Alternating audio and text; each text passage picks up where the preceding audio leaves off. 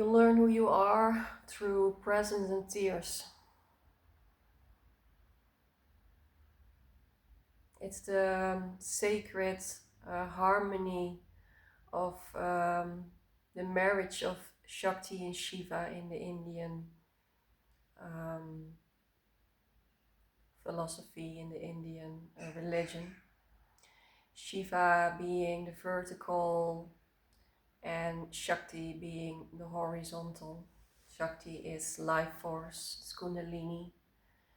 Shiva is presence, is unity, is the divine in everything. And one cannot live without the other.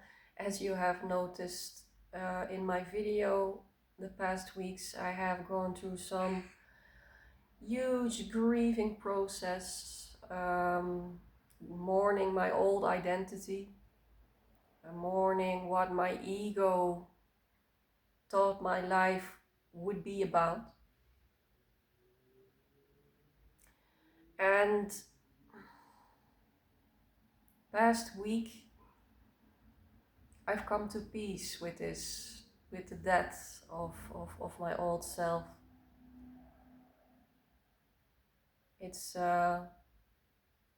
It's beautiful to feel that there is release, a big release happens if it comes to all these stories that Bo imagined my life would be about. And it was so potent to release this, because it was starting to weigh me down big time. It was starting to drain me big time, because reality and my ego were going this way. They were going further and further away from each other. So I really felt pulled, like, you know, in the medievals where they would turn people between two horses. And it's really cruel, but that's almost how I felt. Not even the past weeks, the past months. In March, I told you guys I needed to get a break from making videos. In March, I had my second big Kundalini push through. It was horrendous. It was hell. It was so devastating. My first Kundalini breakthrough was 10 years ago. Back then I was very much in the world, having a job, really, yeah, so this not completely identified, because I was already waking up 5 years prior to this big Kundalini push 10 years ago. That one was also horrendous. I couldn't move anymore. I was laying in this embryo posture, just shivering, and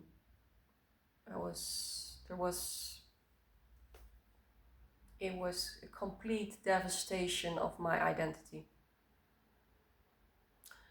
Now in March, I had my second real big push. I'm not to say that in those 10 years in between nothing happened. A lot of integration took place.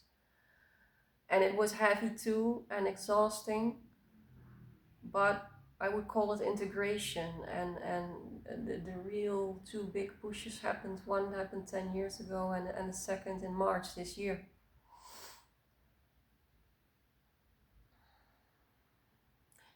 And since March, I have been integrating, and now I slowly start feeling the complete impact of what happened to me in March. There was so much at once happening. Kundalini really pushed straight through every chakra. that it was just simply too much to comprehend uh, immediately. And what happened in March was the death of the old Bo that I now can say I'm in peace. I'm at peace with. So now we're April, May, June, July. Now we're 5 months further, and yeah,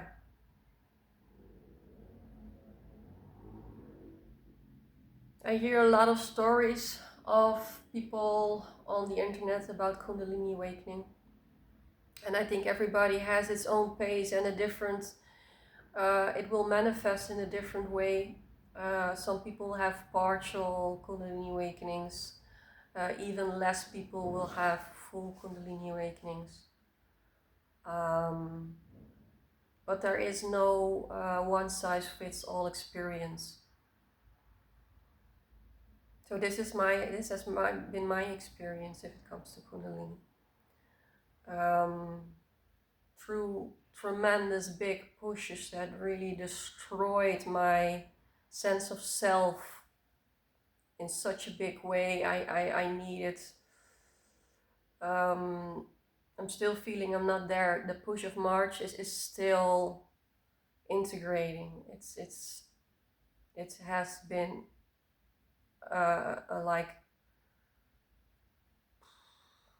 cannot even describe it. And the same went for the one 10 years ago. I had to integrate that one for almost 1.5 to 2 years before I felt I was back on my feet again and feeling, of course, developments will remain.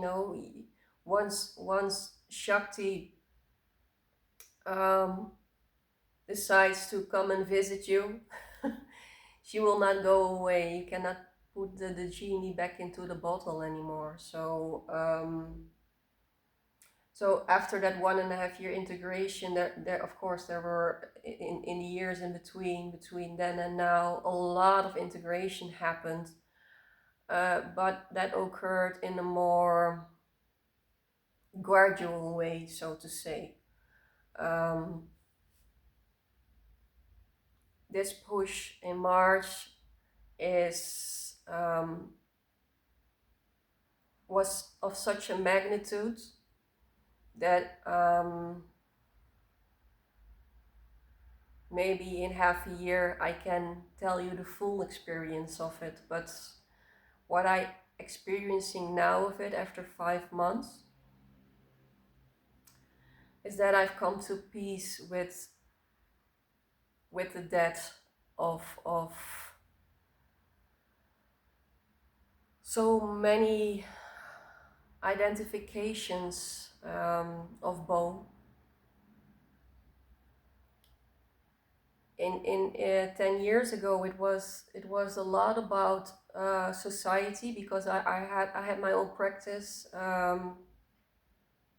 I was very much identified with it, although I didn't want to admit it, but I was. Also, I was very much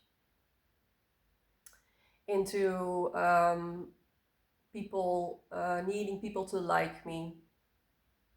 So back in that time I was still very people pleasing, needing a lot of how do you say that, recognition, and needing a lot of recognition in what I did and who I was. I was still very insecure about myself, not having a lot of self-worth. So I needed a lot of external to fill that up. So that fell away in an instant. And I feel this push has merely been about internal identification, not so much outside identification, in a sense that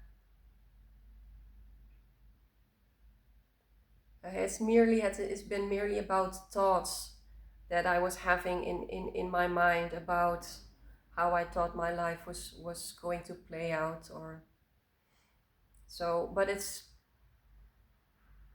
just as real. It's just as destructive, because um, it really doesn't matter whether the things that fall away are really graspable in the outside world, or whether they are of an energetic construct. They're just as real. It's just as big of a crisis, so to say.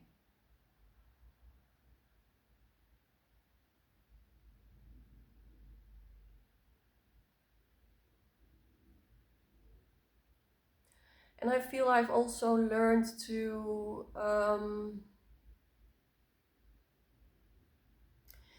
as you awaken, when your Kundalini is always awake, but you know what I mean, as your Kundalini is pushing you towards God integration inside the body.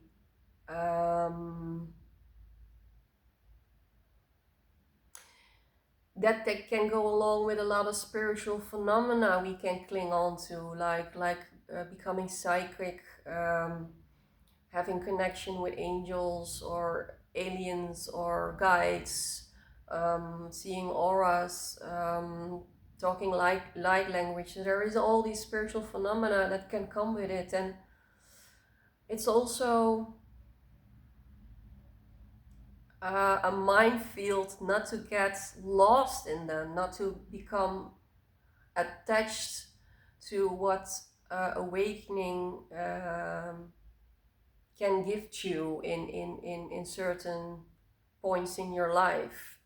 Because for me, I always have been intuitive energetically, but 10 years ago, when my first push in my Kundalini awakening happened, these phenomena came online big time, and I started to think that I needed to do something with them.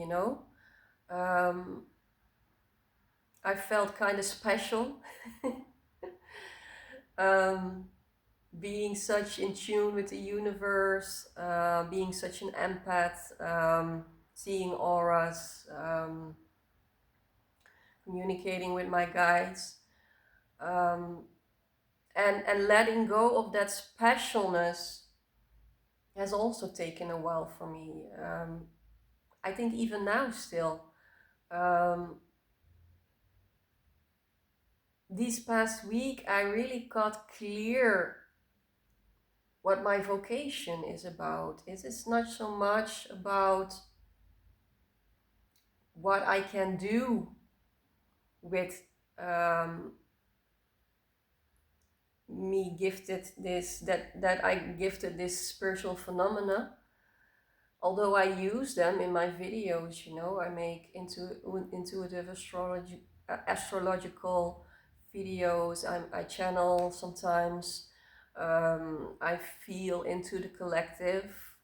These are all things that I gained through my Kundalini awakening. But what I feel my vocation is above all else is becoming love. It's not, I don't want this to be my stop, that because if I will hold on to this, I will be in a spiritual identification. Then I will trade my ego identification for my spiritual ego identification, and that's what I really opened up to the past weeks, especially since Virgo is really purifying a lot inside of us. It made me see what my true vocation is, and um, although I will continue using my abilities, abilities, You know, my mind is still not completely wired in the right way since March. I will use my abilities to make these videos and check in with the universe. Above all, I want to make videos about waking up, about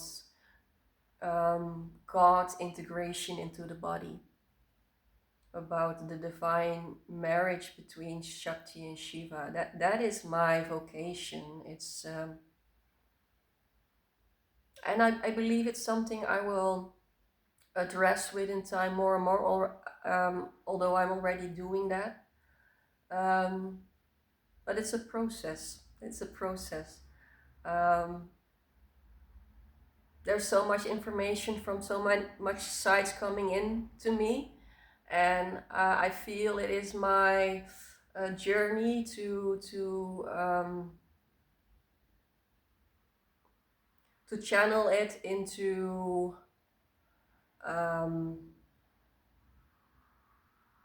what is closest to God integration, not so much purely astrology, not so much purely channeling, um, but what we go through when we start waking up.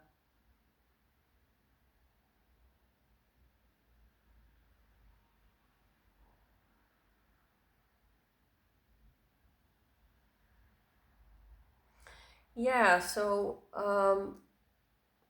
it's been a crazy few months, you guys.